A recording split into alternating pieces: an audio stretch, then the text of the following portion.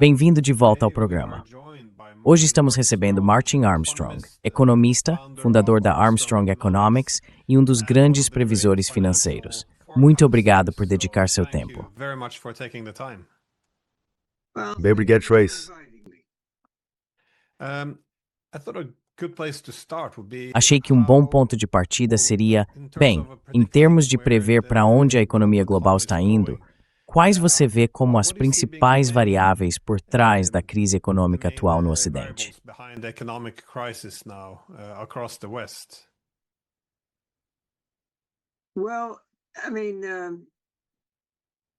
Bem, quero dizer, principalmente eu diria que a questão central que impulsiona muitos dos problemas geopolíticos é que estamos em uma crise de dívida soberana.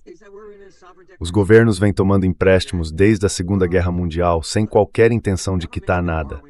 Eles simplesmente emitem novas dívidas para pagar as antigas. As despesas com juros, se você olhar apenas para os Estados Unidos, já superaram os gastos militares.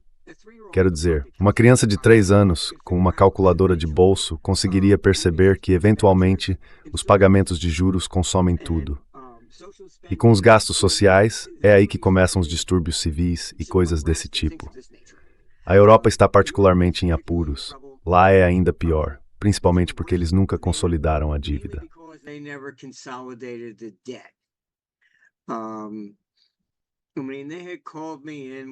Quer dizer, eles me chamaram quando estavam formando o euro, e eu me encontrei com eles em 98. Eu disse, tudo bem, se vocês querem criar uma moeda para competir com o dólar, precisam consolidar toda a dívida. Quero dizer, foi basicamente isso que Hamilton fez nos Estados Unidos depois da Revolução. E era Helmut Kohl, que era o chanceler da Alemanha na época, e ele não permitiu que o povo alemão votasse. Ele simplesmente levou a Alemanha para o euro de forma unilateral. Ele admitiu antes de morrer que agiu como um ditador e disse que se tivesse permitido que o povo alemão votasse, teria perdido por 7-3, porque eles teriam visto isso como um resgate da Grécia, da Itália e assim por diante.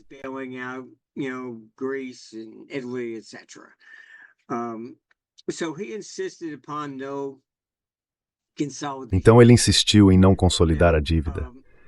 Agora eu sou mais um operador do que um economista acadêmico, então tive que lidar com a realidade em vez da teoria. Se você é um gestor de fundo de hedge, pode simplesmente pegar o telefone e dizer, compre 10 bilhões de dólares em títulos do Tesouro dos Estados Unidos. Sem problema, é o mercado mais profundo do mundo. Com a Europa, nada mudou. O euro é apenas uma fachada. Eu ainda tenho que tomar a mesma decisão. Quero Alemanha, quero Itália, quero França. Então, na verdade, nada mudou, foi apenas algo superficial. E o problema ali, vimos o primeiro sinal disso lá em 2010, quando a Grécia precisou recorrer a um resgate do FMI. E imediatamente, o que os operadores fizeram? Você sabe, você está numa sala de negociações.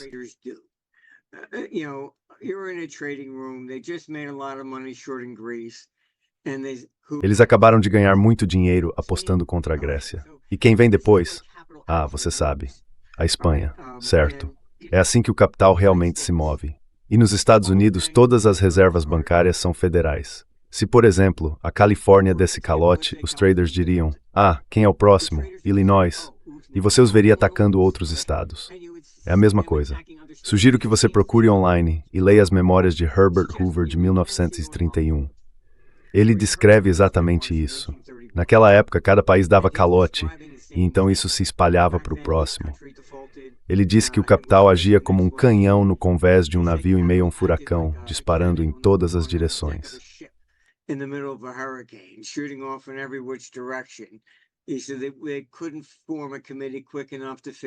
Ele disse que eles não conseguiam formar um comitê rápido o bastante para descobrir para onde aquilo iria em seguida. As descrições dele. Isso é a natureza humana. É assim que uma sala de negociações realmente funciona. E uma vez que você faz um deles sangrar, começa a procurar quem será o próximo. O outro problema que temos é que praticamente todas as suas teorias econômicas agora são inúteis. Por quê? Porque todas elas eram, pegue Keynes. As ideias dele se baseavam nos anos 1930, certo? Os Estados Unidos tinham um orçamento equilibrado naquela época, então aumentar ou reduzir as taxas de juros afetava a nós, e não o governo, certo? Mas com a Segunda Guerra Mundial e depois dela, Keynes justificou que eles poderiam entrar em déficit.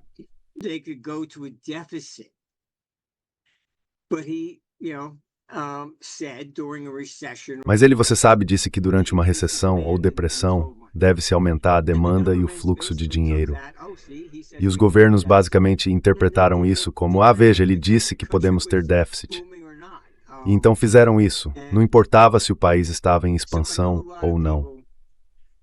E eu sei que muita gente, você sabe, continua dizendo, o dólar vai quebrar, o Federal Reserve, tudo isso é tudo bobagem, o Federal Reserve é uma fração minúscula.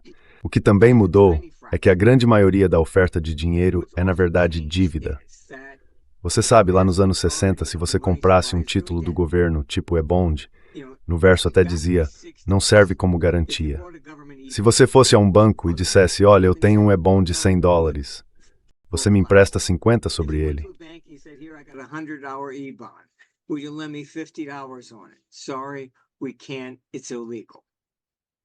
Desculpe, não podemos. É ilegal. Então a teoria naquela época ao menos fazia sentido, que se você tomasse emprestado, seria menos inflacionário porque estava tirando dinheiro do sistema. Você não podia tomar empréstimos com base nisso, então seria menos inflacionário do que imprimir dinheiro. Mas depois da queda de Bretton Woods, você quer negociar futuros de ouro, você deposita T-bills. Então, enquanto as pessoas criticam o Federal Reserve, sabe? É um jogo de conchas. Estão discutindo sobre uma concha e não olhando para as outras. A grande maioria da oferta monetária hoje é dívida, porque você pode ter T-bills depositados em um banco e tomar empréstimos com base neles, certo? Então, isso não está mais retirando dinheiro do sistema. Extracting money out of the system. It's basically just currency that pays interest. Basicamente, é apenas uma moeda que paga juros, e é por isso que a dívida está se expandindo tão rapidamente. Todos os outros bancos centrais têm participações cruzadas. Eu avisei o pessoal em Washington que a flexibilização quantitativa, lá em 2007, não iria funcionar. Por quê? Porque, novamente, essas teorias são simplesmente inadequadas. Elas se baseiam inteiramente em uma economia doméstica. Se o Fed aumentar as taxas de juros, isso nos afeta. Ok, muito bem, mas isso não leva em conta nenhum fator externo. Certo? Por que a flexibilização quantitativa não funcionou? E então surgiram outros economistas com a teoria monetária moderna. Viu? Podemos aumentar a oferta de dinheiro sem gerar inflação. Eles não entenderam o que estava acontecendo. They didn't understand what's going on. China, A China, como você sabe, tirou proveito disso. O Fed, em teoria, porque é o mercado que define a taxa de longo prazo, só pode controlar a taxa de curto prazo. Então, para ajudar o mercado de hipotecas, eles fizeram afrouxamento quantitativo, entraram e compraram os títulos de 30 anos. Em teoria, reduzir a oferta de títulos de longo prazo faria cair as taxas de juros das hipotecas, etc. Certo? De novo, essa é uma orientação doméstica. Você parte do pressuposto de que está comprando um título de 30 anos de um americano. Mas a China disse, muito obrigado, vendeu todos os títulos de 30 anos e passou para os de 5. Assim o dinheiro saiu do país.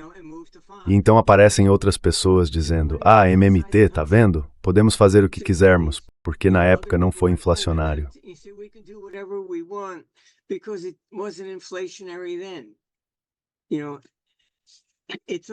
Sabe, é sempre essa ideia doméstica. Eles não olham para nada externo. E é por isso que eu digo que não sou um economista acadêmico. Deus me livre, sou um trader. Temos escritórios ao redor do mundo, até na China, lá nos Emirados Árabes Unidos. Fui gestor de um fundo de hedge internacional, então sei como o capital real se move globalmente. Quando o comunismo entrou em colapso e houve a crise cambial asiática em 97, fui eu quem o Banco da China chamou para ajudar. Fiquei surpreso, por que não chamaram alguém de Harvard ou algo assim? E quando cheguei lá, percebi que eles eram todos traders. A China tinha essas pessoas. China had these people, they sent them out to work on dealing desks. Eles os enviaram para trabalhar em mesas de negociação, Tóquio, Nova York, Londres, e depois eles voltaram para dirigir o Banco Central. Então, sabe, é uma nota de rodapé curiosa. Quando voltei, pessoas do Fed e do Tesouro me ligaram e disseram: "Poxa, como foi? Você foi a primeira pessoa convidada pelo Banco da China." E eu simplesmente peguei a faca, enfiei nas costas deles e girei. Eu disse: "Interessante, eles só contratam pessoas com experiência." Então, sabe, mesmo com a queda da Rússia, Gorbachev veio até mim. E o motivo de a queda ter sido basicamente amigável foi que ele realmente entendia os ciclos. Ele entendeu que era hora de RCS colapsar, então permitiu que acontecesse e não interferiu.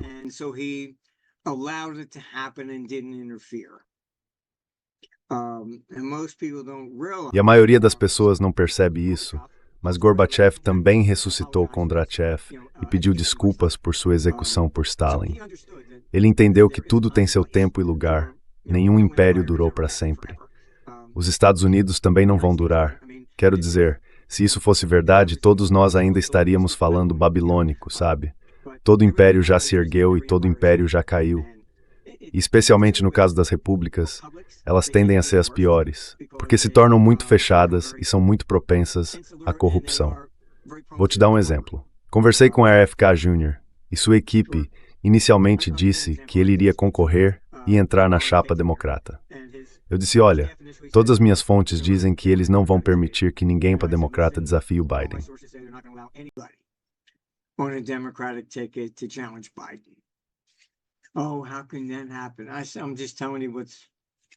Como isso pode acontecer? Estou apenas dizendo o que minhas fontes estão dizendo.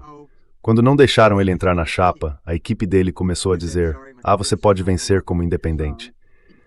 Eu disse: "Desculpe, meu computador diz que isso não vai funcionar." Só depois que Nova York o tirou da cédula como independente, eu disse a ele: "Olha, se você realmente quer fazer a diferença, junte-se ao Trump." Por que eu disse isso? Porque eu sabia, falando sobre essa corrupção, que lá em 2016, Trump tinha se reunido com a RFK e lhe dado uma comissão sobre vacinas. A maioria das pessoas não sabia disso. O que aconteceu foi que a indústria farmacêutica ameaçou o Congresso, dizendo que retiraria todo o financiamento de campanha a menos que aquela comissão fosse encerrada.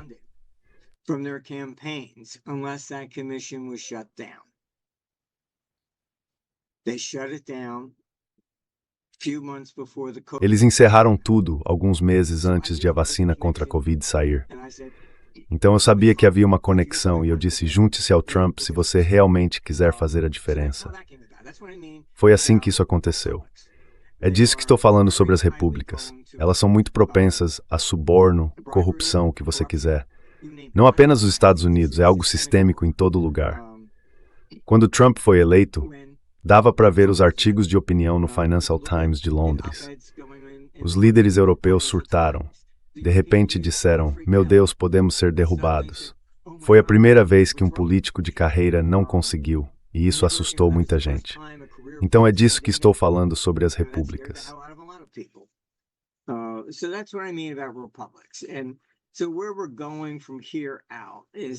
Então o ponto em que estamos agora é que estamos em uma crise de dívida. Lá em 98, eu avisei o pessoal da União Europeia que o euro não iria sobreviver. O que eles me disseram na época foi: "Sim, entendemos o que você está dizendo, mas precisamos primeiro colocar a burocracia em funcionamento." Então eles queriam criar o euro, criar o parlamento e assim por diante. Depois me disseram que se preocupariam com a dívida mais tarde. E aqui estamos, quase 30 anos depois, e eles ainda não resolveram a questão da dívida. É por isso que precisam de uma guerra com a Rússia. Qualquer governo, quando enfrenta oposição interna, sempre procura um inimigo externo. Pegue o Irã, por exemplo. Quando a Revolução aconteceu em 79, por que o Ayatollah tomou reféns na embaixada americana? Muito simples.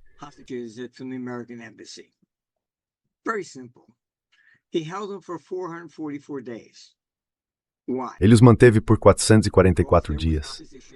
Por quê? Porque havia oposição dentro do Irã contra o regime religioso. Então ele disse: "A América é o grande Satã." E qualquer oposição contra ele: "Você está do lado do grande Satã." Você neutraliza a sua oposição com o inimigo externo. Você está vendo a mesma coisa na Europa. Qualquer um que seja contra isso, você é um fantoche de Putin. É o padrão. É assim que os governos operam. Na Europa, esses líderes são a pior geração que já vi em toda a minha carreira. Eles realmente acham que podem conquistar a Rússia. Estão acreditando na própria besteira. A Rússia é fraca. E por aí vai. Ouvi dizer que Putin nunca apertaria o botão porque sabe que isso teria consequências para eles. Então as armas nucleares não são mais um fator de dissuasão. Eles acham que podem simplesmente entrar com forças convencionais. They think they can just walk in conventionally. Putin will fall to his knees and beg for his life. Putin vai cair de joelhos e implorar por sua vida, sabe? Antes que cortem sua cabeça ou algo assim. E a Rússia é o país mais rico do mundo em termos de recursos naturais. Estima-se que tenha cerca de 75 trilhões de dólares. Eles têm ouro, diamantes, petróleo, madeira, platina, o que você imaginar. Então, basicamente, eles acham que se conseguirem conquistar a Rússia e obter esses recursos, a Europa voltará a se erguer como o Império Romano e dominará o mundo. Quer dizer, parece algo delirante, mas é isso que tenho ouvido ao longo do último ano. Macron, eu converso com algumas pessoas de alto escalão na França, e elas o chamam de Pequeno Napoleão.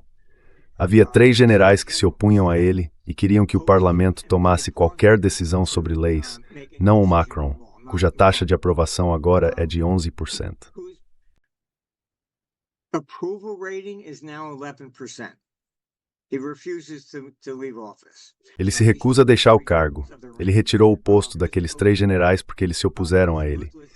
Ele é, na verdade, um ditador doméstico implacável. Agora, o que estou dizendo pode soar como uma teoria da conspiração. No entanto, no mês passado, o chefe da OTAN veio a público e alertou a Europa, dizendo: se vocês acham que podem conquistar a Rússia sem os Estados Unidos, estão delirando.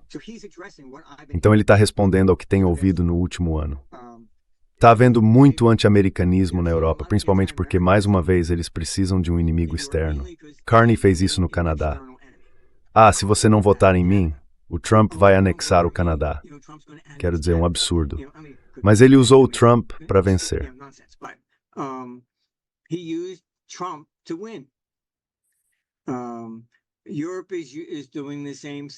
A Europa está fazendo a mesma coisa. Eles têm o Trump de um lado e o Putin do outro. Então é muito interessante porque estão desesperados neste ponto do jogo. Você pode olhar para o crescimento econômico da OEPL. No último trimestre foi de 0,3%. Isso é uma fração minúscula dos Estados Unidos. As 2 economias do mundo que estão realmente encolhendo são o Japão e a Alemanha. A Alemanha representa quase 25% da UEM. Eles impuseram lockdowns por causa da Covid e muitos pequenos negócios faliram. Depois, impulsionaram a agenda das mudanças climáticas. Você viu dezenas de milhares de trabalhadores da Volkswagen protestando porque precisam migrar para carros elétricos. Em seguida, impuseram sanções à Rússia, o que foi realmente uma decisão sem sentido. A Europa não tem energia. Precisa importá-la de outro lugar.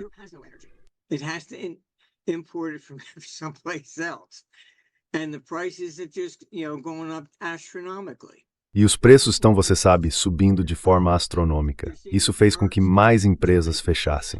Você está vendo o MERS na Alemanha pela primeira vez, alguém criticando o MERS e Bruxelas, porque eles vieram com essa ideia de, vocês têm que aceitar migrantes.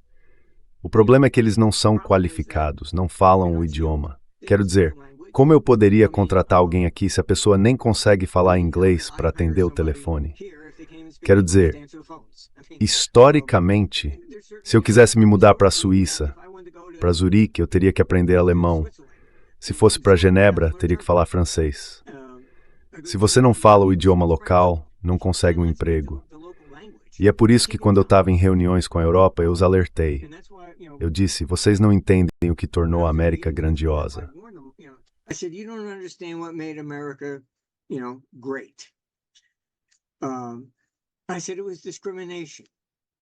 He said, oh my God, how... Eu disse que era discriminação. Meu Deus, como você pode dizer isso? Porque era justo. Quem fosse o último a sair do navio tinha dificuldade em conseguir um emprego até aprender a falar inglês. Depois a segunda geração se saía melhor, porque todos falavam o mesmo idioma. Pergunte a um americano o que ele é, e ele vai dizer, sou meio irlandês, meio alemão. Mas você não vê isso na Europa. É o idioma que os mantém separados. Você não vai ver alguém da Escócia se casando com alguém da Sicília. Bem, talvez um ou outro, mas não é comum. Nos Estados Unidos, uma vez que todos falavam o mesmo idioma, as diferenças étnicas não importavam. É por isso que chamavam o país de caldeirão cultural. Então, na Europa, a ideia de inicialmente criar apenas uma união comercial era aceitável.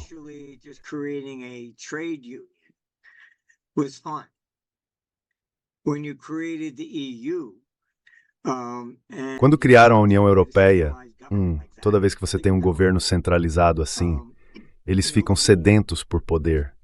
Eles passam por cima dos costumes locais, quero dizer, da cultura, de tudo. É como se eles realmente tivessem dito ao Zelensky, aprovado o Zelensky para destruir os gasodutos de energia da Hungria, porque a Hungria não concorda com eles. E estão mudando as regras para que possam, sabe, inicialmente para vender o euro era necessário um voto unânime para que ninguém fosse oprimido pela Alemanha ou por outro país. E agora, como isso não funciona, querem mudar as regras. Então não podemos oprimir você. Sabe, a liberdade de expressão está indo embora por lá. Eles estão desesperados para manter o poder. E esse é o verdadeiro problema. Se eles não tiverem um inimigo externo, então o povo vai se levantar com seus forcados e invadir o parlamento.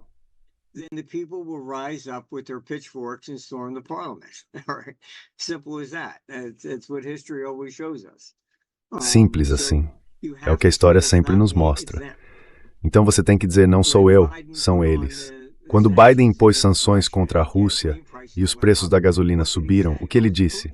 É a inflação do Putin. Putin não aumentou os preços, foi você.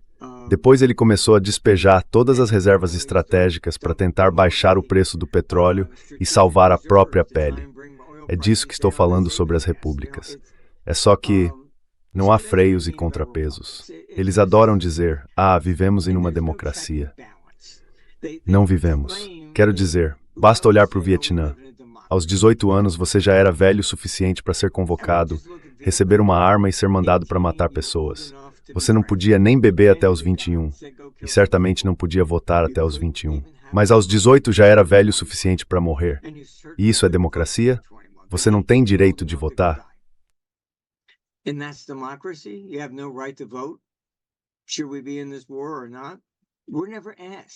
Devemos ou não estar nesta guerra?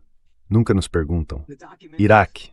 Os documentos mostraram que Wesley Clark, o general Wesley Clark, foi ao Pentágono depois do 11 de setembro. E disseram, bem, vamos entrar no Iraque. Ele perguntou, o Saddam fez alguma coisa? Não, só não sabemos mais o que fazer. Sabe? Quer dizer, depois inventaram as armas de destruição em massa. Elas nunca existiram. E ele mesmo chegou a dizer que o plano era, eles basicamente estavam no Afeganistão e se tomassem o Iraque, teriam o Irã em ambas as fronteiras. Achavam que poderiam basicamente derrubar o regime islâmico. Quer dizer, é sempre essa bobagem de gente em salas fechadas tomando essas decisões. Isso não é uma democracia. Nunca nos perguntam, devemos ir à guerra? Nunca. Devemos aumentar os impostos? Não. Ninguém nos pergunta nada. Eles dizem o que queremos ouvir. Eu moro aqui na Flórida e de vez em quando aparece uma bactéria ou algo assim no Golfo que chamam de maré vermelha. E os políticos dizem, vote em mim. Vou garantir que nunca mais haja maré vermelha. É tudo culpa dos fazendeiros e de seus produtos químicos e coisas do tipo. Eu acabei de pesquisar no Google. A primeira maré vermelha no Golfo foi relatada pelos espanhóis em 1642. Sabe, quero dizer, até mesmo a mudança climática, todas essas coisas. Eles agem como se o clima nunca tivesse mudado, se não fosse por nós dirigindo nossos SUVs ou sei lá o quê. Quero dizer, parece que nunca ouviram falar da era do gelo ou dos períodos de aquecimento.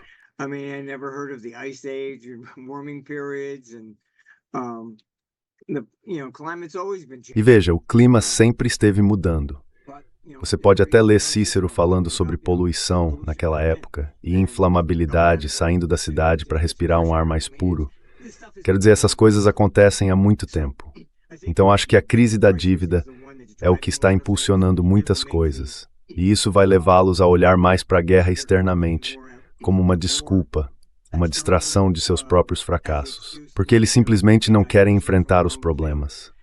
Como podemos entrar em guerra quando já estamos atolados em dívidas nesse ponto? Vai ser preciso emitir mais dívida.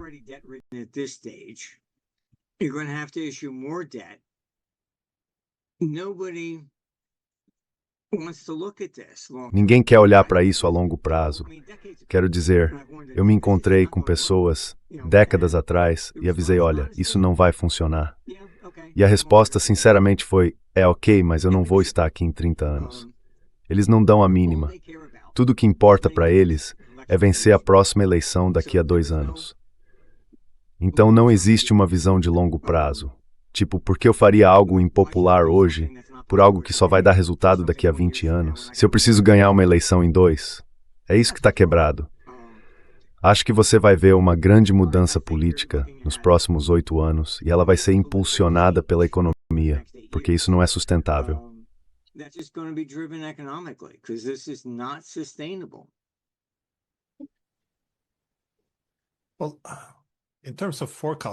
Bem, em termos de previsões, como você acha que os europeus vão reagir a tudo isso? Porque eu concordo plenamente com tudo que você disse. Acho que o próprio euro, muitas pessoas na União Europeia, incluindo alguns de seus arquitetos, o descrevem como uma casa inacabada, porque perceberam que as fundações não estavam lá. Mas eles presumiram que se você tem uma união monetária, em algum momento vai haver uma crise, porque não existe uma união fiscal. E quando essa crise chegar, ela será o impulso para construir uma união fiscal. Então, quando uma união fiscal for criada sem uma união política, haverá outra crise. E essa crise dará o motivo para construir uma união política.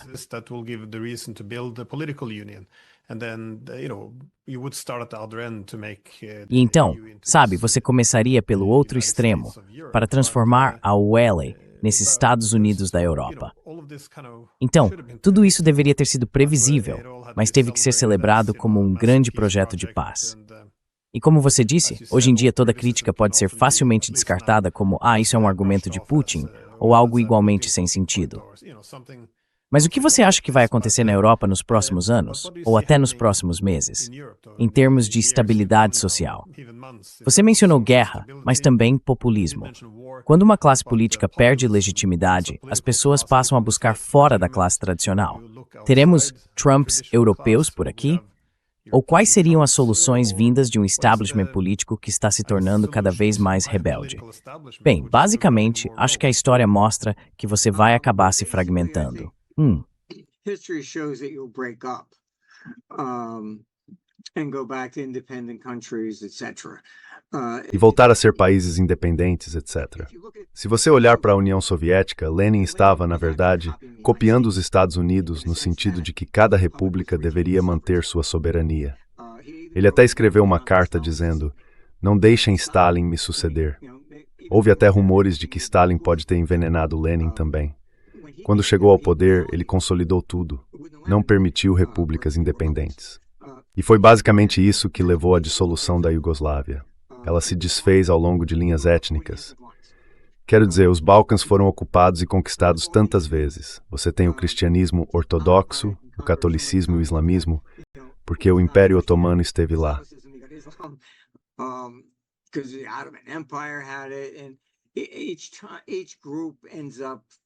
E cada grupo acaba, você sabe, colonizando até certo ponto. E é por isso que houve Quero dizer, Bismarck havia alertado a Europa antes da Primeira Guerra Mundial. Ele disse que haveria uma grande guerra e que ela viria dos Balcãs. Ele estava certo. E a Europa tem, o primeiro nível são as diferenças de idioma. Quero dizer, estive na Grécia quando Merkel se opôs a resgatar os bancos gregos e houve protestos com pessoas vestidas de nazistas nas ruas. As memórias são longas na Europa. E quero dizer, é por isso que os Estados Unidos eram muito isolacionistas. Há um documentário mostrando como FDR foi a Boston. Ele sempre quis que os Estados Unidos entrassem na Segunda Guerra Mundial. E em Boston, a maioria era de irlandeses. In Boston, you have mostly Irish. And they said, "You expect us to send our boys." E eles disseram: "Você espera que mandemos nossos rapazes defender os britânicos depois do que eles fizeram com a Irlanda?" Esqueça. É disso que estou falando. As memórias são muito longas. Então ele não conseguiu levar os Estados Unidos à Segunda Guerra Mundial até Pearl Harbor. Se fosse apenas para ir à Europa, não. Deixamos aquilo, eles são todos loucos, fique fora de lá. Essa era basicamente a visão. A Europa vai se fragmentar segundo suas linhas étnicas. Estamos vendo a mesma coisa no Canadá, e isso faz parte de outro problema. Se você observar o Federal Reserve e como ele foi criado inicialmente, foi absolutamente brilhante. Estava copiando o que JP Morgan fez para salvar os bancos durante o pânico de 1907. Tinha havido um terremoto em São Francisco em 1906. There was a 1906 earthquake in San Francisco. The insurance companies were on the East Coast. As companhias de seguros ficavam na costa leste e em Londres, e o dinheiro fluía do leste para o oeste. Isso gerou escassez e alguns bancos quebraram. Então JP Morgan reuniu todos os bancos e disse: "Se não socorrermos os bancos mais fracos, eles virão atrás de nós." Essa era a ideia por trás do Federal Reserve. Quando você observa sua estrutura inicial, ele era chamado de emprestador de última instância. Por quê? Porque não comprava dívida do governo. Foi criado com 12 filiais, e se você olhar um jornal da década de 1920, verá cada filial listada, e cada uma era independente. Assim, se houvesse escassez de dinheiro em St. Louis, eles aumentariam as taxas para 4%, enquanto todos os outros pagavam 3%, para atrair dinheiro para aquela região.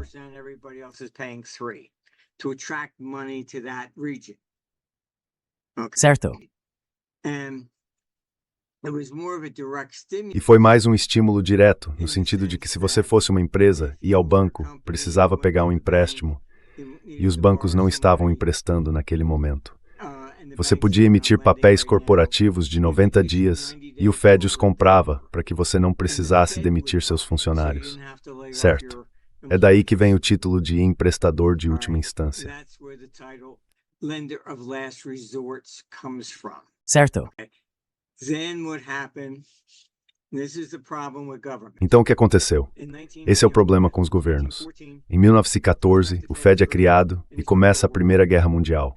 O Congresso vai até o Fed e diz: "Não comprem papéis corporativos. Precisamos emitir muita dívida para financiar a guerra. Comprem os nossos." Eles nunca voltaram atrás nisso. Certo. Então chega 1935. Roosevelt, tentando impor sua agenda socialista, usurpa o Federal Reserve, cria um presidente em Washington e torna tudo padronizado. Apenas uma taxa de juros. Ele usurpou todo o poder das filiais. Por que elas ainda existem? Sua função basicamente se tornou obsoleta agora, certo? Então ele está criando o socialismo e precisa controlar as taxas de juros, certo? Vem a Segunda Guerra Mundial e então instruem o Fed: se as taxas de juros ultrapassarem um certo nível, vocês têm que comprar.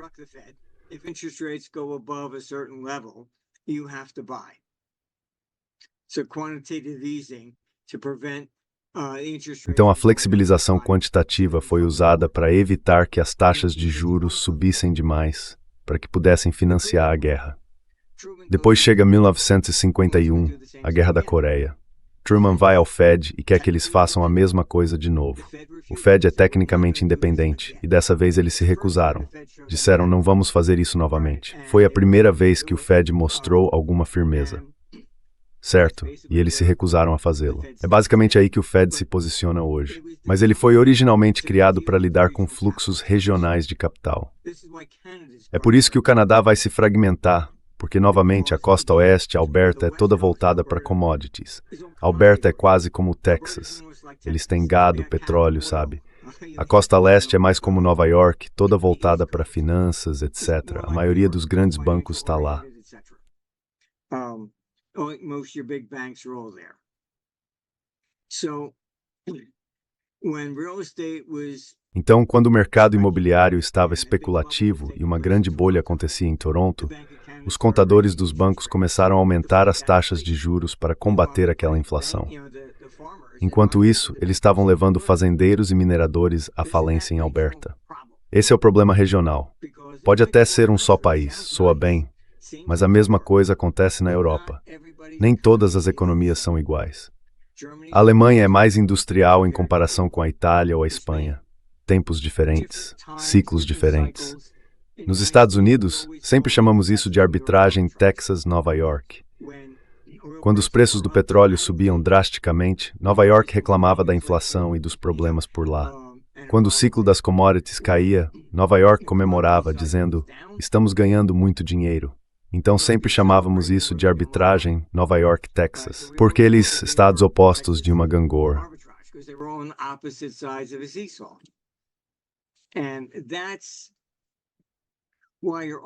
E é por isso que você também ouve falar sobre Alberta querendo se separar, porque agora temos o Carney chegando, e ele foi um dos fundadores do Net Zero. Ele estava lá desde o começo. Eles até disseram que aquela garota de 16 anos, a Greta, desistam de todos os seus empregos, fechem toda a produção de petróleo para salvar o planeta, vivam de assistência social, fiquem em casa assistindo TV. Você tinha o John Kerry, nos Estados Unidos, indo até os mineiros de carvão e dizendo: vocês deveriam simplesmente fechar todas as minas de carvão e aprender a fazer painéis solares. Isso acabou se tornando absurdo. Então Alberta deveria desistir de todos os seus empregos e ficar em casa assistindo TV? Alberta é a província mais produtiva do Canadá. E mais uma vez há pessoas na capital que simplesmente não entendem isso. O mesmo acontece com a Alemanha.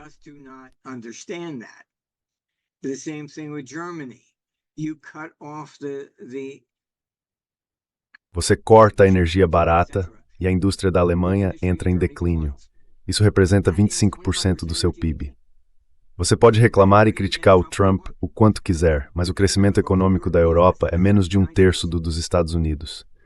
Todas essas ideias de, veja, você não pode ter justiça social, liberdade individual e eficiência econômica ao mesmo tempo. Tudo bem, você quer justiça social? Ok, todo mundo tem que ganhar o mesmo. Mas para isso, é preciso violar seus direitos individuais. E aí você está exatamente na mesma situação que a Orcesse. A ineficiência econômica te derruba. Então você não pode ter os três simultaneamente, um anula o outro. Foi isso que derrubou a Rússia.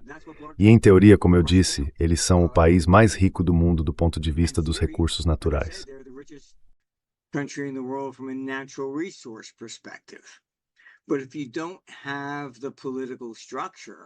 Mas se você não tem a estrutura política e a liberdade para permitir que as pessoas façam isso, nunca sai do chão. Eu estive atrás do Muro de Berlim antes de ele cair. Eu vi o que realmente havia lá. E já estive na China, então vi as duas versões do comunismo, e elas eram completamente diferentes. Stalin era mais paranoico. As crianças, mesmo na Alemanha Oriental, eram ensinadas de que se seus pais falassem contra o Estado, deveriam denunciá-los. Eles até celebraram uma criança que entregou os pais e a transformaram em herói nacional. Acho que Stalin era tão paranoico que realmente destruiu a unidade familiar. Eu tinha um amigo na Alemanha Oriental. Quando o muro caiu, o pai dele foi buscar seu arquivo da Stasi. Ele voltou para casa e meu amigo viu que o pai tinha perdido o juízo.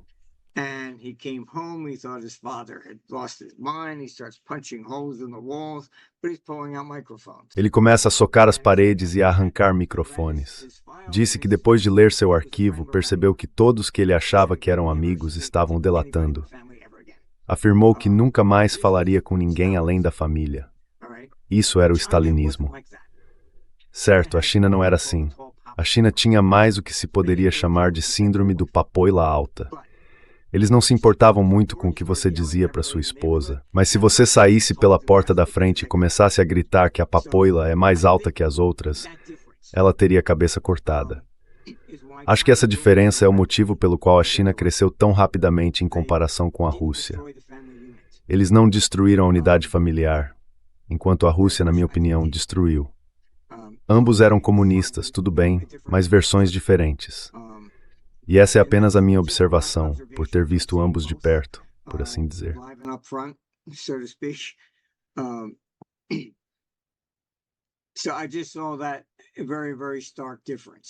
Então eu acabei de ver essa diferença muito marcante entre os dois. E acho que é por isso que a China cresceu de forma tão dramática. Ela já superou a Europa e acredito vai superar os Estados Unidos, provavelmente dentro dos próximos 5 anos. Principalmente porque o Ocidente não aprendeu, estamos cometendo os mesmos erros que derrubaram a União Soviética, sabe? Com justiça social e coisas desse tipo. É a disparidade de renda o problema? Isso é todo um modo de pensar comunista. Certo, a disparidade de renda entre países. Tudo se resume a qual é a verdadeira riqueza de uma nação. E acho que isso ficou bem claro com o Japão e a Alemanha depois da Segunda Guerra Mundial. Eles chegaram ao topo em suas respectivas regiões porque eram países produtivos.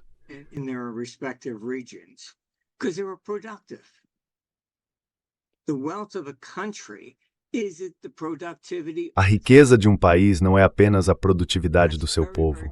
Isso é muito, muito claro. Quero dizer, olhe para a Rússia. Ela tem todos esses recursos, muito bons, mas não tem produtividade. Olhe para a China. Ela tem produtividade, por isso está crescendo. Tínhamos escritórios na China, em Hong Kong, e o que achei interessante foi que alguém podia ter um emprego em tempo integral ganhando muito bem, mas ainda assim tinha um segundo emprego à noite. Era como se precisassem estar trabalhando o tempo todo.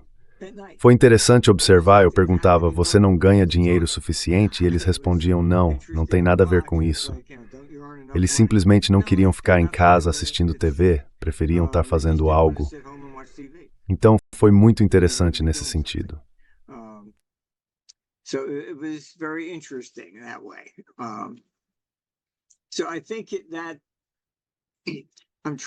Então, acho que estou tentando abordar essa questão central. Acho que precisamos aprender com aquela eficiência econômica que derrubou o comunismo tanto na China quanto na Rússia. Todos nós temos talentos diferentes. Um neurocirurgião não deveria ganhar a mesma quantia de dinheiro que alguém que varre o chão. É questão de oferta e demanda. Poucas pessoas podem ser neurocirurgiões e praticamente todo mundo, desde que não tenha uma deficiência, pode varrer um chão. Tudo deveria ser de acordo com a oferta e a demanda. E não dá para dizer, sabe, que alguém que joga futebol americano e ganha 30 milhões de dólares por ano, bem, ele está atraindo todo mundo para os estádios e assim por diante. Então, sem ele, eles não ganham tanto dinheiro. Parece loucura pagar uma quantia tão enorme de dinheiro só para alguém lançar uma bola de futebol.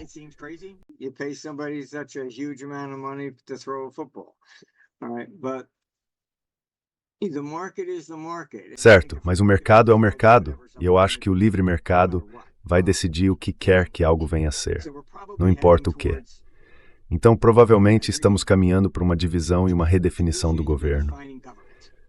Eu esperaria que chegássemos a algo mais próximo de uma democracia direta, mais como a Suíça, onde é preciso um certo número de assinaturas, então algo vai para votação. Eles acabaram de ter uma votação como devemos taxar os bilionários a uma taxa mais alta, e o povo disse não. Se fosse um burocrata, ele diria, vou conseguir mais dinheiro. Sim, faça isso. Então acho que deveríamos ser nós a responder essas perguntas. Vamos à guerra? Isso é democracia. Se não nos fazem essa pergunta, isso está mais próximo de uma ditadura. Então acho que estamos simplesmente no fim da linha com as repúblicas em geral.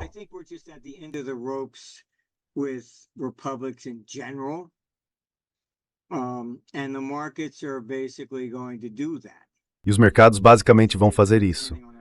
Não é preciso alguém subindo num caixote dizendo, sigam-me, vamos fazer isso, ou algo assim. Este é mais um problema mundial. E você o vê praticamente em todos os lugares, da Tailândia a Taiwan, Coreia do Sul, Estados Unidos, Canadá, Europa. É um problema sistêmico, porque uma vez que você entrega poder a qualquer governo, não importa como ele se chame, boa sorte para recuperá-lo. Costuma-se dizer que você pode votar para entrar no socialismo, mas precisa lutar para sair dele. Quero dizer, esse é simplesmente o problema de qualquer agência governamental, e é a regulamentação que é fundamental. É por isso que eu discordo de Trump na questão das tarifas.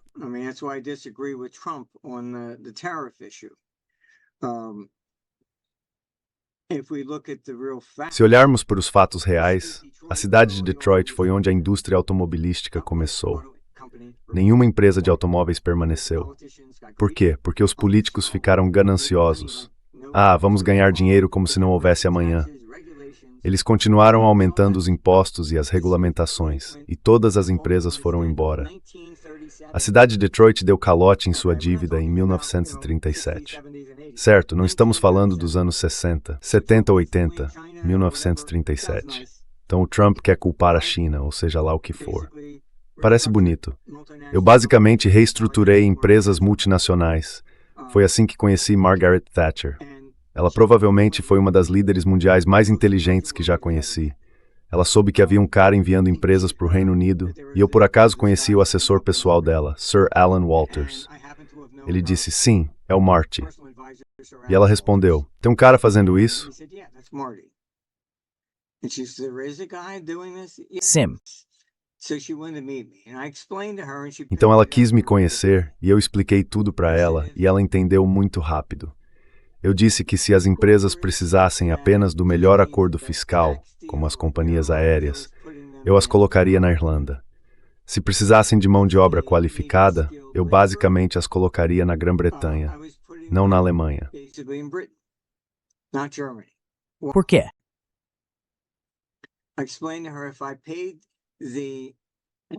Expliquei a ela que se eu pagasse ao trabalhador exatamente a mesma quantia de dinheiro na Grã-Bretanha e na Alemanha, todas as regulamentações adicionais aumentariam o custo em cerca de 40% a mais na Alemanha do que na Grã-Bretanha. E as pessoas não percebem isso. Elas regulam todas essas coisas diferentes. Muito bonito. E eu acho que em repúblicas há pessoas que ficam entediadas e sentem que precisam fazer algo para poder dizer, viu, foi algo para ser haloed. Então elas simplesmente inventam coisas. Quando eu estava em Nova Jersey, aprovaram uma regra e me obrigava a ter um CR de responsabilidade especial. Special liability insurance. Somebody came into the office. We were on the third floor. Alguém entrou no escritório. Estávamos no terceiro andar. Quando analisei, percebi que aquilo não cobria ninguém de outra empresa que estivesse empregado, porque isso seria seguro de acidente de trabalho, certo? Eu tinha que pagar $30.000 por ano por esse seguro e nunca conseguimos descobrir quem poderia realmente estar coberto. Íamos realizar uma conferência na Filadélfia, no centro de convenções, e disseram que precisávamos ter um seguro contra terrorismo. Eu disse que diabos é um seguro contra terrorismo. Eu tinha que cobrir o centro de convenções, a cidade da Filadélfia e o estado.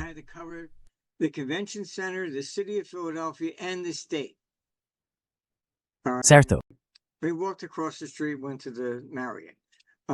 Atravessamos a rua e fomos até o Marriott. Eu até liguei para o meu corretor de seguros e perguntei, você vende seguro contra terrorismo? Ele disse que nunca tinha ouvido falar disso. É o cunhado de alguém na cidade da Filadélfia ganhando dinheiro, e eu tenho que pagar tudo isso caso haja um ataque terrorista. Por quê? Porque tivemos uma conferência lá? Quero dizer, é disso que estou falando. Isso vira uma espécie de pedra do ladrão, inventando regulações que só Deus sabe o que significam. E o outro problema é que você não pode convidar uma empresa e dizer, tudo bem, sua taxa de imposto é de 10%, e de repente dizer, bem, meus filhos precisam ir para a faculdade, então vou aumentar a taxa de imposto para poder roubar um pouco mais. Certo? É por isso que uma empresa vai embora. Eu coloquei algumas empresas na Macedônia, principalmente porque eles têm uma garantia de 25 anos sem aumento de impostos.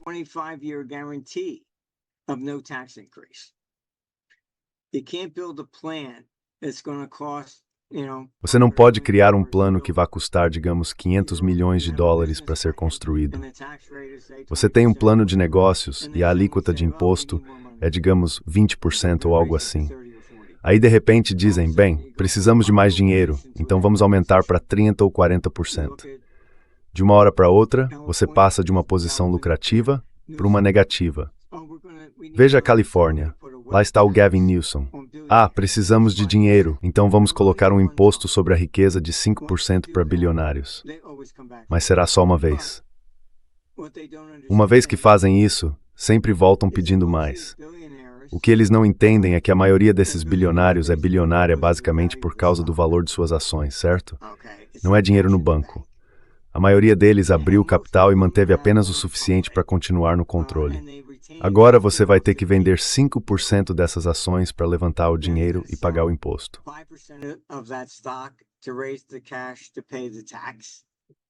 you may lose. Esse pode virtual empreender.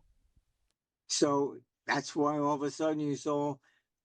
They were Então é por isso que de repente você viu que todos estavam indo embora, mudando-se para o Texas ou para a Flórida. Há uma boa citação que você pode procurar do Grover Cleveland durante o Pânico de 1893. Ele era democrata e estava gritando com o próprio partido. Ele disse que nesses períodos de finanças instáveis, você pode aumentar seus impostos e o capital vai embora. Eles podem colocar seu dinheiro no exterior. Certo, o que sobra é o assalariado. O assalariado é o único que pode pagar o imposto. Ele não pode pegar seu trabalho e colocá-lo no exterior para protegê-lo. Ele vai embora. E sabe, essa ideia de taxar as grandes empresas, elas vão embora. E quem tem que pagar a conta? Os que não podem. And who has to pay the bill? The ones that can't. So this is important. Wealth taxes are probably the worst. Então isso é importante. Um, Impostos sobre a riqueza são provavelmente os piores.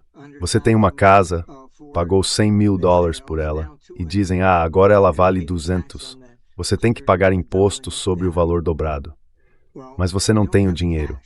Se não puder pagar o imposto, precisa vender a casa para pagá-lo. E mesmo que tivesse o dinheiro, o que acontece depois? Ok, o mercado desaba, a casa volta a valer $100.000. Você recebe reembolso? Não.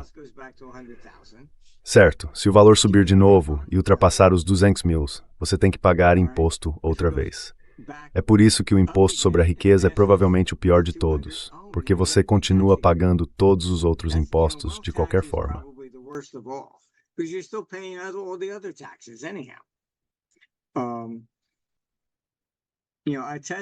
Sabe, eu testemunhei perante o Comitê de Meios e Recursos da Câmara, acho que foi em 96. Eles me perguntaram por que nenhuma empresa americana conseguiu contratos na China para construir uma represa no Rio Amarelo. Eu disse muito simples, nós tributamos a renda mundial, a Alemanha não. Então uma empresa alemã concorrendo pelo mesmo projeto já é 35% mais barata. E eles disseram, sério, é mesmo? Eu respondi sim. Eles chegaram a revisar a tributação mundial? Não, teriam que abrir mão de dinheiro, não podem fazer isso. Eles não se importam com o país, não se importam com o povo. É só, preciso ganhar a próxima eleição. E pronto. Então, aprendi ao longo dos anos, e já faço isso há muito tempo, talvez uns 50 anos, posso te dizer, você aprende com seus erros pessoais. O governo não.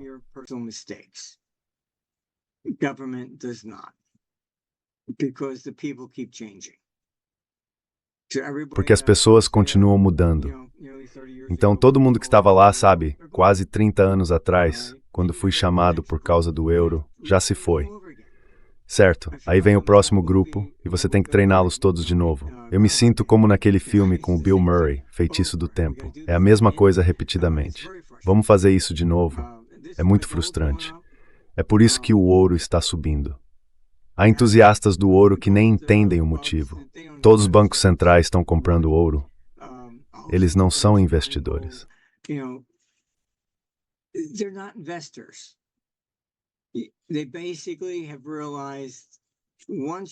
Eles basicamente perceberam que quando o governo Biden impôs sanções à Rússia, foi a decisão mais estúpida de todas, porque dividiu a economia mundial. Foi isso que criou o BRICS. Você ainda tem o Blinken ameaçando a China. Se vocês ajudarem a Rússia, faremos o mesmo com vocês. Sério, sério. Ok, muito obrigado. E eles vão embora, certo? Agora, se você vai para a guerra, a primeira coisa que quer fazer é garantir que não deve dívida ao seu adversário, porque eles não vão pagar. Você acha que vão pagar juros sobre a dívida que a China detém? De jeito nenhum. A Rússia, bem, a Rússia já se livrou de tudo. Eles entenderam, certo?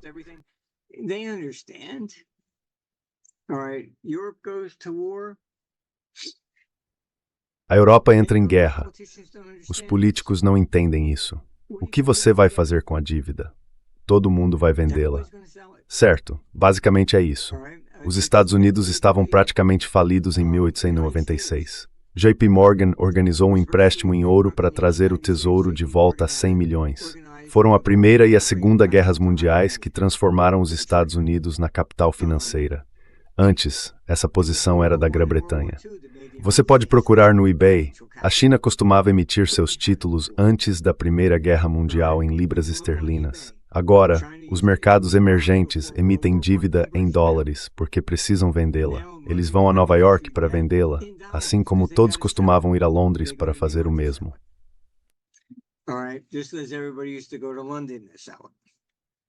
Certo? Então, não houve nenhuma política interna de qualquer político que tenha feito dos Estados Unidos a maior economia. Foi a Europa.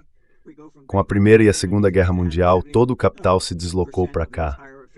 Passamos de um estado de falência em 1896 para deter 70% de todas as reservas oficiais de ouro do mundo em 1945. Então eu acho que estamos vendo uma dívida soberana que está borbulhando, e é como uma bomba relógio que precisa ser desarmada. Duvido seriamente que os governos vão se reformar no sentido de que teriam de abrir mão do poder.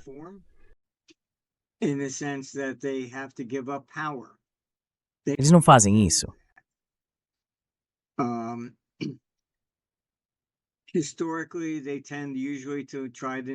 Historicamente, eles tendem a tentar sair da situação inflando a economia para que possam pagar a dívida com mais facilidade. Então, temos problemas pela frente, mas acho que a luz no fim do túnel é que poderemos redesenhar o governo e, com sorte, será uma democracia mais direta, onde realmente nos façam perguntas.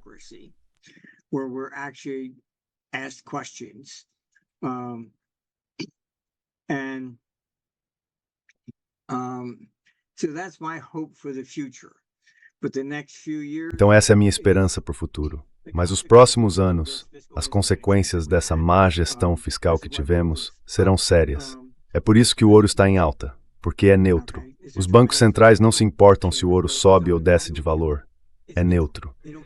Eles não se importam com quem vence uma guerra. É neutro. Eu não preciso depender da dívida dos Estados Unidos ou da dívida europeia. E esse é o verdadeiro problema. O ouro provavelmente vai subir ainda mais. Quando chegarmos a 2032, ele pode até atingir pelo menos 8.000, talvez mais, perto de 10. Mas é importante entender que as implicações disso são sérias. E a Europa é mais vulnerável porque não é unificada. Os ministros das Finanças da França e do Reino Unido já admitiram que podem precisar de um resgate do FMI. Se isso acontecer, os investidores vão começar não apenas a olhar para outros países, eles vão olhar para os bancos.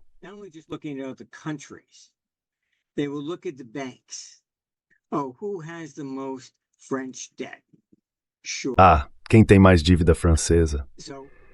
Então, o sistema bancário europeu é mais vulnerável do que o dos Estados Unidos. Os Estados Unidos têm apenas a dívida federal.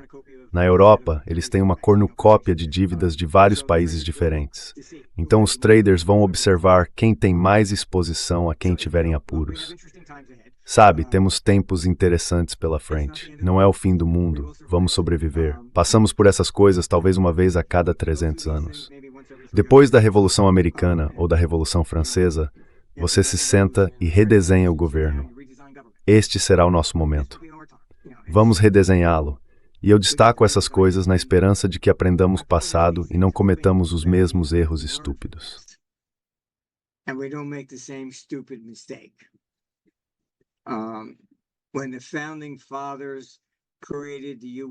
Quando os pais fundadores criaram os Estados Unidos, não havia salário. Eles eram pagos apenas por diária. Reuniam-se por algumas semanas a cada ano, e só. Para acabar com a escravidão, foi aí que começou a corrupção. Você vota conosco e nós lhe daremos um salário anual. E foi assim que tudo começou. Só em meados do século XIX é que esse governo permanente foi criado. Esse não era o projeto original. Essas coisas amadurecem e se transformam com o tempo. Quando as pessoas estavam criando a União Europeia, nunca previram migrantes e questões desse tipo. Mas muitos países, você sabe, estão vendo uma queda na taxa de natalidade. Então acharam que permitiriam a entrada de todos esses migrantes, porque todos os fundos de pensão são basicamente um esquema de pirâmide.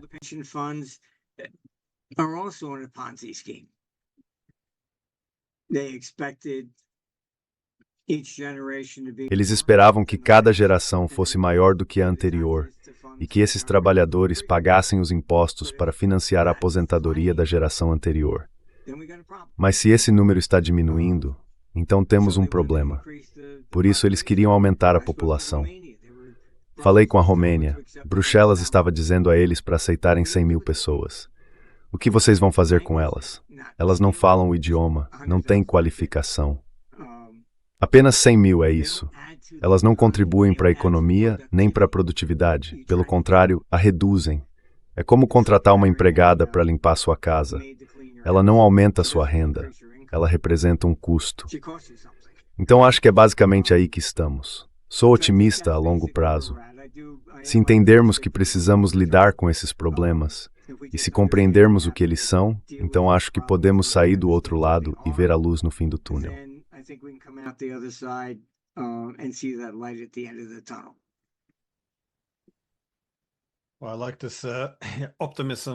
Bem, eu gosto desse otimismo, sabe, considerando que parece que uma grande crise está a caminho. Mas, ao mesmo tempo, há uma certa esperança de renovação, em vez de simplesmente insistir em políticas terríveis. Então, muito obrigado por ter vindo. Espero poder recebê-lo novamente no futuro, para compartilhar algumas previsões, porque estes são realmente, como você disse, tempos interessantes. Mais uma vez, obrigado. Maldição chinesa, certo? Que você vive em tempos interessantes.